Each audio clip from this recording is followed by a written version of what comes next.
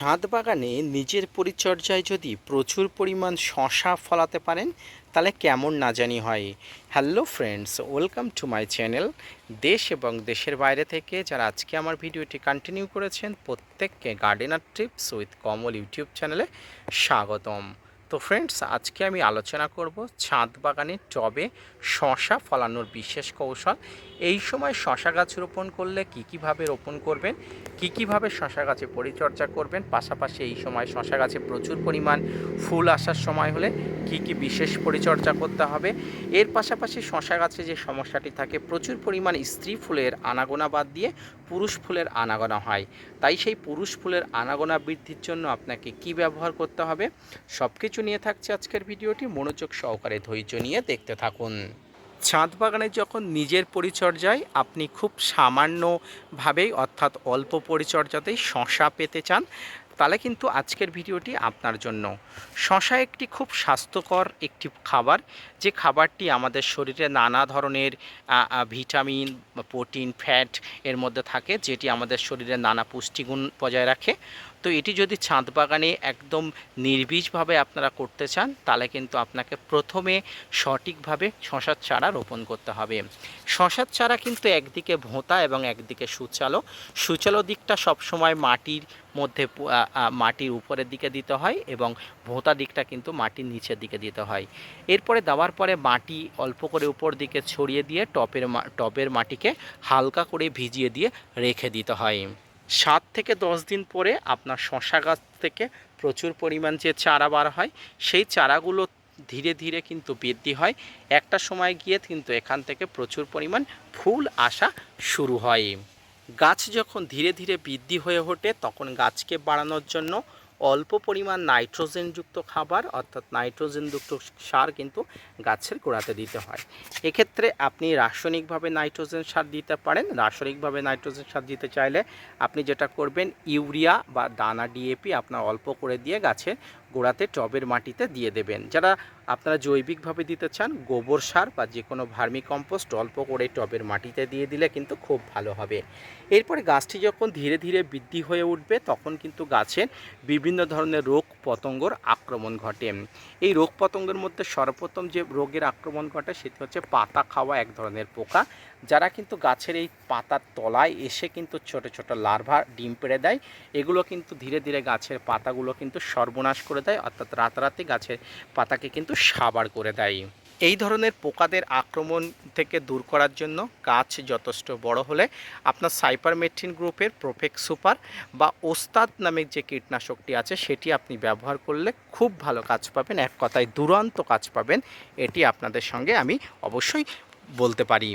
দেখুন, ছোট অবস্থায় আমার এই যে গাছটি, এই গাছটিতে আমি যে পোকার কথা বলছি অর্থাৎ পাতা খাওয়া যে পোকা, এই পোকাটি আক্রমণ করেছিল। আপনারা অবশ্যই দেখেছিলেন সেই ভিডিও।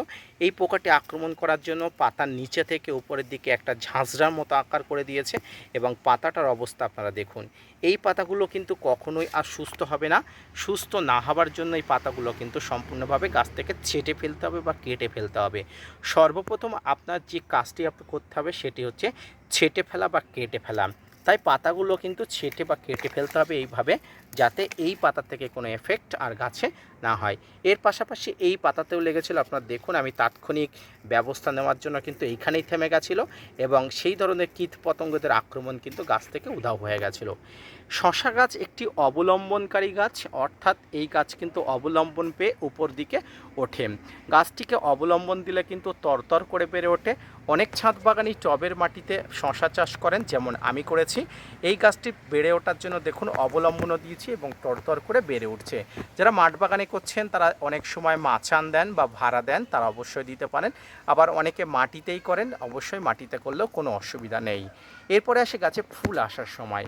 শশার চারা রোপণ থেকে প্রায় 1 মাস কাছাকাছি অর্থাৎ 30 থেকে 35 দিনের মধ্যে শশা গাছে প্রথম ফুল আসা শুরু হয়। এই ফুল আসা শুরু হলে কিন্তু একটা সমস্যা আমরা ফিল করি, যেটা হলো শশা গাছে প্রচুর পরিমাণ পুরুষ ফুল দেখা যায়। এই পুরুষ ফুলের আধিক্য দেখা দিলে কিন্তু গাছে কোনো ধরনের ফল আসে না। তাই এই আধিক্য কমানোর জন্য আমি আপনাদের বলবো প্লানোফিক্স নামক যে পিজিআরটি আছে এটি স্প্রে করলে, প্লানোফিক্স নামক পিজিআরটি স্প্রে করলে ছাদ বাগানে কিন্তু শশার ফুল, স্ত্রী ফুল আসার সম্ভাবনা অনেক অংশে কম হয়। পাশাপাশি আপনার ছাদ বাগানে প্রচুর পরিমাণ শশার ফলন আপনি পেতে পারেন। আপনারা দেখতে পাচ্ছেন আমার এই গাছটি প্রচুর পরিমাণ ফুল আসার একটা পরিবেশ তৈরি হয়ে গেছে, পাশাপাশি প্রচুর পরিমাণ এখানে ফুল এসছে। কিন্তু এই যে ফুলগুলো দেখতে পাচ্ছি এই ফুলগুলো সবগুলো স্ত্রী ফুল, এই ক্ষমা করবেন পুরুষ ফুল। এই ফুল থেকে কিন্তু কোনোভাবেই কিন্তু ফল হওয়া সম্ভব নয়। পাশাপাশি আমি এখানে যে ফুলগুলো দেখতে পাচ্ছি এই ফুলগুলো কিন্তু স্ত্রী ফুল, এই স্ত্রী ফুল আসছে সবেমাত্র শুরু করেছে। তো এইভাবে কিন্তু শশা গাছে পুরুষ ফুল এবং স্ত্রী ফুল মিলিয়ে মিশিয়ে আছে।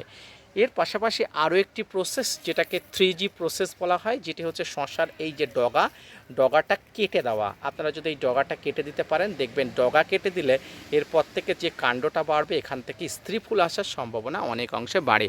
দেখুন আমি আমার শশা গাছে প্রত্যেকটি ডগা কেটে দিয়েছি, প্রমাণস্বরূপ আমি আপনাদের অবশ্যই দেখাবো। দেখুন এখানেও ডগা কেটে দেওয়া, এবং ডগা কেটে দেওয়ার পরে এখানে এই পাশে যে ডগাটা কেটে দিয়েছিলাম পাশাপাশি এখানে দেখুন স্ত্রী ফুল আসা শুরু হয়েছে। এখানেও সেম একই জিনিস, এখানেও কিন্তু তাই করেছিলাম। দেখুন ফুল আসা শুরু হয়ে গেছে। অবলম্বন জড়িয়ে যখন শশা গাছ উপরের দিকে তরতর করে বৃদ্ধি হবে তখন শুধু আপনার কাজ গাছে কীটপতঙ্গ, ফাঙ্গাস যাতে না আক্রমণ ঘটে তার জন্য যথাযথ ব্যবস্থা বা উপযুক্ত ব্যবস্থাপনা গ্রহণ করা। ছাদ বাগানে শশা গাছে যাতে কীটপতঙ্গ এবং ফাঙ্গিসাইড ব্যবহার করতে পারেন তার জন্য আপনাকে জৈব এবং রাসায়নিক দুটি পদ্ধতি ব্যবহার করতে হবে। আপনি যেমনটা চাইবেন তেমনটা করতে পারেন। জৈবিকভাবে কীটনাশক ব্যবহার করতে চাইলেন কাকা পেস্টিসাইড ব্যবহার করতে পারেন, নিম তেল ব্যবহার করতে পারেন। কাকা পেস্টিসাইড ব্যবহার করলে খুবই ভালো কাজ পাওয়া যায়, নিম তেল ব্যবহার করলেও খুবই ভালো কাজ পাওয়া যায়। রাসায়নিকভাবে তাৎক্ষণিক ব্যবস্থা নিতে চাইলে সাইপারমেথ্রিন গ্রুপের আপনারা প্রোপেক্স সুপার এবং ওস্তাদ নামক যে কীটনাশকটি আছে সেটি ব্যবহার করলে কিন্তু ভীষণ ভালো কাজ পাবেন ছাদ বাগানের শশা গাছের কীট পতঙ্গ থেকে রক্ষা করার জন্য। এর পাশাপাশি ফাঙ্গাসের আক্রমণ থেকে দূর করার জন্য সাব ম্যানসার, Bavistin, Ridomil Gold, M45, Blitox, blue copper আপনার কাছে যে ধরনের ফাঙ্গিসাইড থাকে না কেন আপনি ব্যবহার করবেন 10 দিন অন্তর অন্তর, কোনো কারণ ছাড়াই আপনাকে ব্যবহার করতে হবে, তাতে গাছগুলো সুস্থ সবল থাকবে। এর পাশাপাশি গাছে যখন প্রচুর পরিমাণ ফুল আসা শুরু হবে, গাছটি যখন অবলম্বন পেয়ে তরতর করে বেড়ে উঠবে, আপনি অবশ্যই দেখবেন যে এই গাছের গোড়া যাতে কোনোভাবে শুকিয়ে না যায়, অর্থাৎ ল্যাক অফ ওয়াটার যেন না হয়। ল্যাক অফ ওয়াটার হলে কিন্তু গাছে যত ফুল আসবে সেটি স্ত্রী হোক আর পুরুষ ফুল হোক এটি কিন্তু সব ঝরে যাবে। এবং আর একটা জিনিস খুব লক্ষণীয় জিনিস, শশা গাছের যে শিকড়গুলো হয় শিকড়গুলো খুব সেন্সিটিভ হয় এবং মাটির উপরের দিকে প্রায় থাকে। তাই এই মাটিতে বেশি খোসাখুশি করবেন না, খোসাখুশি করলে কিন্তু গাছ মারা যাবার সম্ভাবনা অনেক অংশে বেশি থাকে। এর পাশাপাশি এই ধরনের অপরিণত পাতা, হলুদ পাতা আপনারা তাৎক্ষণিক কিন্তু গাছের গোড়া থেকে অবশ্যই ছেটে দেবেন এবং গাছের গোড়ায় রাখবেনই না, এগুলো কিন্তু একদম ছেটে বাইরে ফেলে দেবেন। তাতে গাছ যেমন বাড়বে তখন গাছের পরিচর্যাও করতে সুবিধা হবে, পাশাপাশি গাছে কিন্তু প্রচুর পরিমাণ ফুল আসার সম্ভাবনা বেশি হবে। কারণ অপরিণত পাতা রাখলে এবং এই পাতা থেকে নানা ধরনের সমস্যা, ফানগাস, কীটপতঙ্গ ছড়িয়ে যেতে পারে গাছের ভালো পাতাতে। তাই এমন কোনো পাতা গাছে রাখবো না যেটা থেকে গাছ পরবর্তীতে আক্রান্ত হতে পারে। সর্বোপরি শশা গাছের রোপণ থেকে শুরু করে পরিচর্যা এবং ফুল আসা পর্যন্ত এই ধরনের পরিচর্যা করুন। ছাদ বাগানে প্রচুর পরিমাণে শশা চাষ করতে পারবেন, পাশাপাশি প্রচুর পরিমাণ ফলনও আপনি আনাতে পারবেন। আজকের ভিডিওটি মনোযোগ সহকারে ধৈর্য নিয়ে দেখার জন্য সমগ্র মাঠ চাষি এবং ছাদ বাগানীদের কাছে আমি কৃতজ্ঞ। ফিরে আসছি নতুন কোনো ভিডিও নিয়ে, ততক্ষণ সঙ্গে থাকবেন। ধন্যবাদ।